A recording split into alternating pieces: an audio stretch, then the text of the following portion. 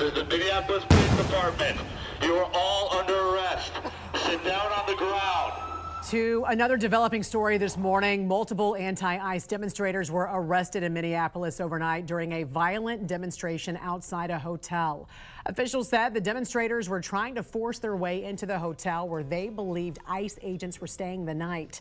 This comes as lawmakers call out Democratic leaders in the state they say are putting agents and citizens at risk by allowing demonstrators to interfere with deportation operations. Over the weekend, an armed anti-ICE demonstrator was shot and killed during a fight with Border Patrol. What we have is ICE doing isolated operations to get criminals off the street with zero cooperation from the governor, from leadership in Congress, or from the mayor. And so when you see what we just observed, was that peaceful protesting? Of course not. That was a very violent occurrence because ICE cannot do their job effectively when local law enforcement refuses to help. And that is what is so tragic about what happened yesterday and what's been happening in Minneapolis for the past several weeks, is that ICE is doing all of this work, doing their jobs, and local law enforcement are not being allowed to do a single thing to help. And that is dangerous. In a post online, Trump wrote, "The mayor and the governor are inciting insurrection with their pompous, dangerous, and arrogant rhetoric. Instead, these sanctimonious political fools should be looking for the billions of dollars that has been stolen from the people of Minnesota and the United States of America. Let our ICE patriots do their job." I'm Christine Frizzau. Tonight, there are growing bipartisan concerns over the killing of a U.S. citizen in Minneapolis. As both parties call for fair investigations, the desire to make changes to DHS funding may result in a government shutdown in less than a week. The video has been watched countless times by millions of Americans and people around the world, with top Trump administration officials framing what happened to Alex Pretti like this. We do know that he came to that scene and impeded a law enforcement operation, which is against federal law. It's a felony. No one who wants to be peaceful shows up at a protest with a firearm that is loaded with 2 full magazines. While the videos appear to show Alex Pretti was disarmed before shots were fired, President Trump blaming so-called sanctuary cities for, quote, encouraging left-wing agitators to unlawfully obstruct ICE operations to arrest the worst of the worst. Top immigration officials say they were working to arrest a dangerous criminal in the country illegally when the fatal shooting occurred. This individual is still roaming the streets today. This was entirely avoidable. If we had a governor, if we had a mayor, if we had leadership in Washington and over Minnesota that actually cared about their citizens, this would never have happened because there would be law enforcement on the streets helping ICE. Now, Democrats are also making clear they will not be voting in favor of a spending bill that includes new funding for the Department of Homeland Security without major changes made to it first. And with government funding set to expire this Friday, a government shutdown could be inevitable. We have a bill about funding them, giving them more money. I'm not voting for that, and I didn't vote for tripling their budget over this summer. Key Democrats who helped end the shutdown the last time around also announcing they'll vote no. Senate Minority Leader Chuck Schumer making clear Senate Democrats will not provide the votes to proceed to the appropriations bill if the DHS funding bill is included. Several people, including many Republicans, raising concerns following Saturday's shooting, calling for congressional investigations. Senator Bill Cassidy writing, the credibility of ICE and DHS are at stake. I'm Christine Frizzau reporting. I would also like to address the chaotic scenes in Minnesota over the weekend. Nobody in the White House, including President Trump, wants to see people getting hurt or killed in America's streets. This includes Renee Good, Alex Pretti, the brave men and women of federal law enforcement, and the many Americans who have been victimized at the hands of illegal alien criminals. Saturday's shooting remains under active investigation by Homeland Security Investigations and the FBI.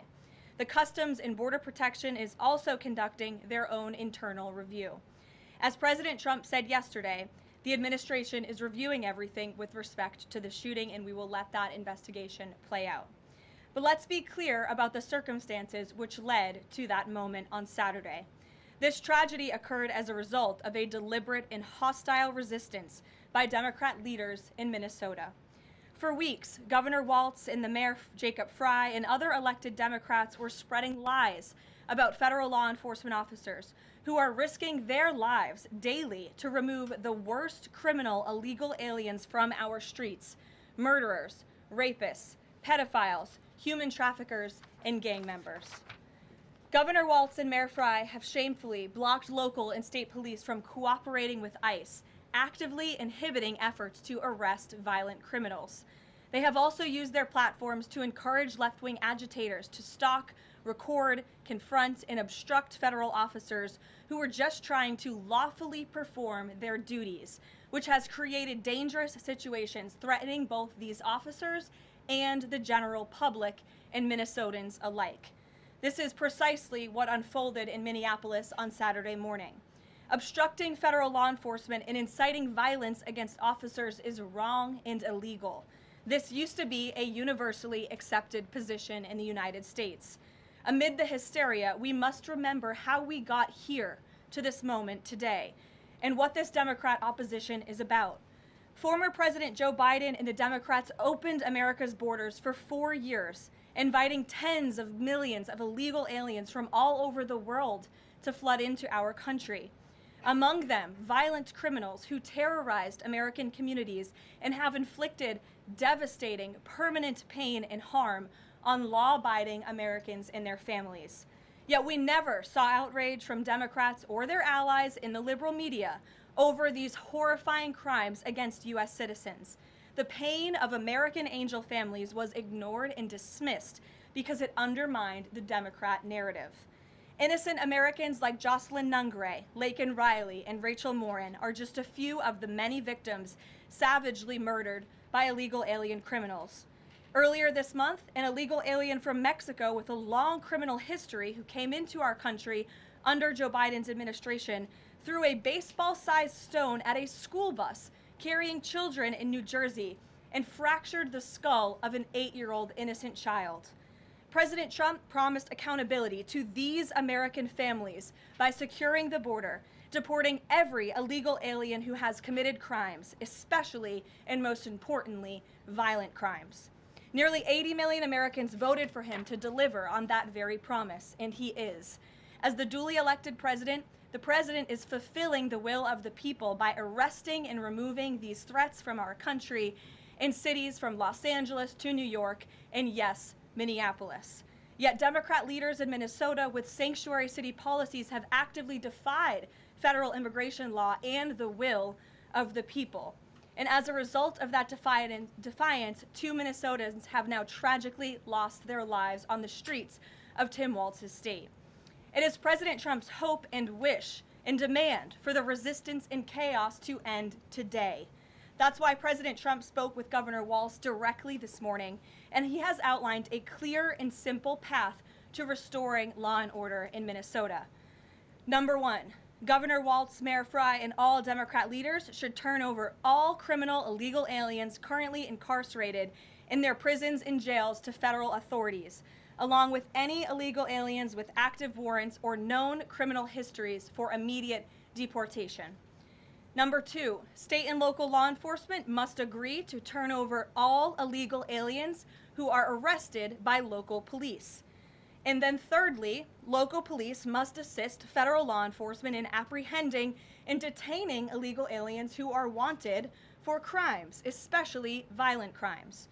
If Governor Walz and Mayor Fry implement these common sense cooperative measures that I will add have already been implemented in nearly every single other state across the country, Customs and Border Patrol will not be needed to support ICE on the ground in Minnesota. ICE and local law enforcement can peacefully work together, as they are effectively doing in so many other states and jurisdictions.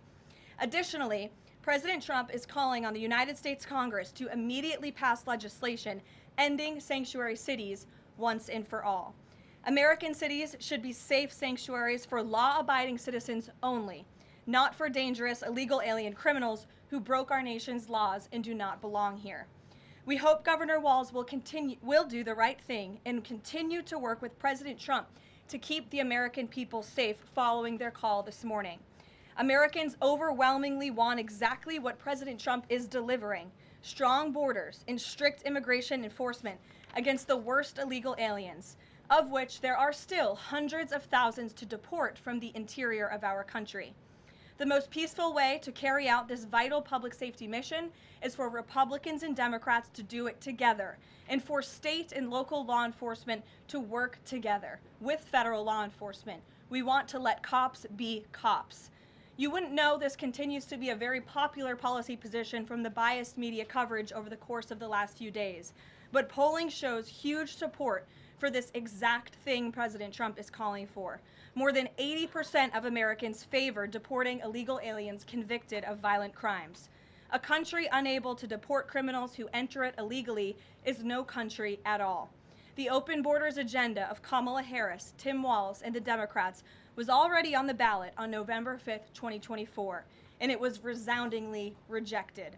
President Trump will never back down from his promise to deport violent criminal illegal aliens and make America safe again, and he welcomes all cooperation in that effort.